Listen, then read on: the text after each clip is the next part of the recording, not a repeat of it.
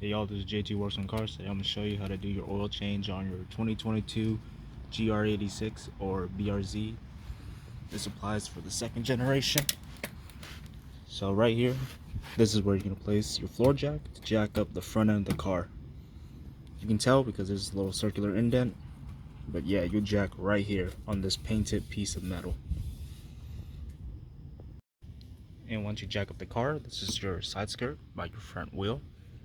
You can place your jack stand between these notches right here. See here, there's a notch here and there's a notch on the other side.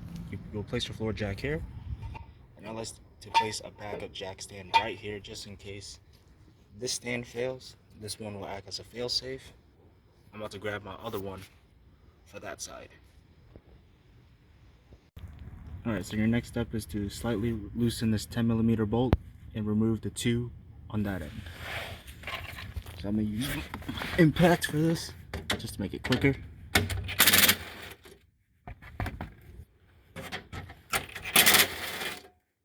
And just loosen this one.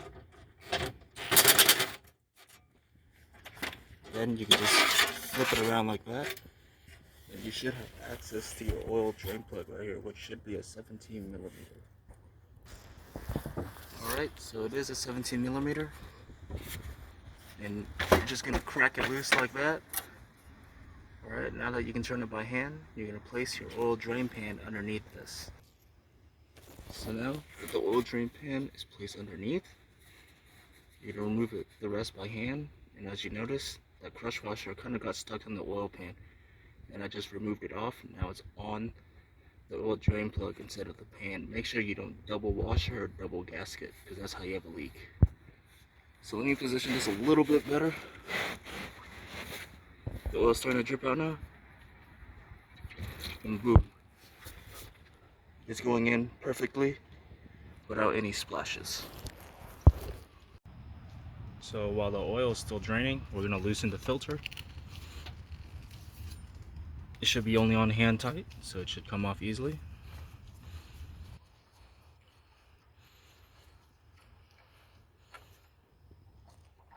Yep, easy peasy. Let's see. And that's the part number for your oil filter. Alright, so we're going to wipe down this area before installing our new filter. Ideally, you want to use a lint-free cloth. So this downy paper towel is not optimal, but it's better than nothing. Alright. And already put new oil on this rubber seal right here. So now you just twist on the oil filter and just tighten by hand.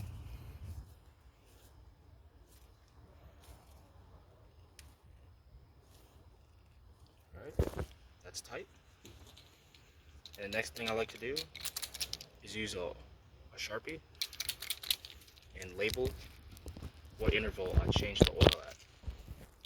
So today's date is June 7th, and I changed it at 10,000 miles. Let me fix the zero. That's not the best zero. The 10K on 2024. Alright, so that's going to be your oil filter part number, just so it's more easily seen compared to just looking at the filter itself. This is your drain plug crush washer size. You just need one every time you do the oil change. Here's the old one. You can see that it's definitely crushed and deformed compared to the new one where it's a little bit thicker and hasn't been crushed yet. So let's now go torque this on the oil drain plug, the oil pan at 30 pound-feet of torque. Alright, so I just hand tightened the drain plug so far, so we're going to torque it down to 30 pound-feet of torque, which isn't very tight. Spec is 29 to 31, somewhere around there. I don't know the exact figure, but an extra pound-foot is not going to kill anything. God, I can't fucking record this shit. I'm not left-handed.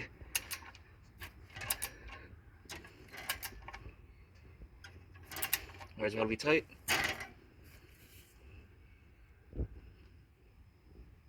Alright, let's see. Alright, once it clicks, stop. Don't go past the click. See? Click, click, click. Alright, that's good now. I'm going to twist this back around and reinstall those two 10mm bolts and tighten this one down all the way. Alright, now that it's hand started, I can use the impact.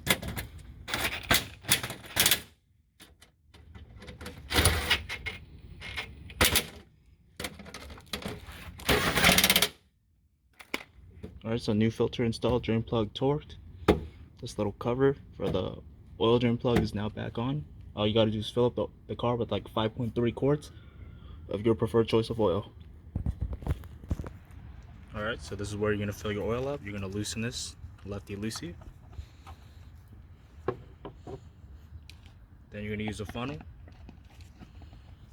And you're gonna pour in 5.3 quarts. I'm gonna show this off camera because I'm gonna need to hold the funnel while pouring in the first 5 quarts. Now that I poured in 5.3 quarts, I'm gonna put the oil fill cap back on. I personally use 0W40 because in the south it is very humid and hot in the summer. It reaches really close to 250 for oil temperature when you're just pushing it in 4th gear at 4,000 RPM in the corners. So that temperature, 0W20 is very dangerous. This car is still under warranty, so I don't want to put an oil cooler on it yet. Once it's out of warranty, I'm definitely going to put on a Jackson Racing dedicated oil cooler. But for now, this is just a bandage fix, and once it does reach 240, I do back off when I drive. I'm going to show you how to prime the oil system. That way the oil filter gets filled up before you start up the car. You don't want to start up the car because then this filter is not filled up yet. So your system might run dry for just a tiny bit, but that adds up over time. Alright, now I'm going to show you guys how to prime the oil system. You're going to push your clutch in all the way, full throttle, step on the gas all the way. It sounds counterintuitive, but this will crank the car but not start it up. Just watch. See that? It's not starting up. I do this for about 10 seconds. Yep. Now the oil system is primed. So I'm gonna let it run for 10 seconds while the engine is on. Then after that, I'm gonna check if there's any leaks near the oil filter housing, the oil filter itself. Then I'm gonna look under the car, see if there's any drips. Alright, time to turn it off. Alright, so now that the car's in accessory mode, you don't have to do this, but I have my maintenance monitor set here. So I'm gonna hit reset for the tires, the oil filter, and maintenance schedule. I do my oil changes every 3,000 miles along with the tire rotation, so reset. Yes. Alright, maintenance settings have been successfully reset. Oops. Yep. And something else I like to do is, for trip B, I set my oil maintenance interval on here. So right now it's at a hair over 3,000. So you're gonna hold down on, hold up, let me turn on the flash. You're gonna hold down on trip reset. That's just a quick way for me to see it. So for me, trip A is I reset it every time I get gas, so I can track my mileage more accurately. Trip B for me in every car is always my maintenance for the oil, so I can easily tell if it hits 3,000, 5,000 miles, stuff like that. Whatever interval you have, just that's what my trip B would be for. So after you prime the oil system, start up the car, just give it 5 minutes before you check the oil level, because some of the oil is now in the top of the engine, so you got to give it a couple minutes for it to drop back down so you can get a more accurate reading. But yeah, you're always going to check on the side that's lower.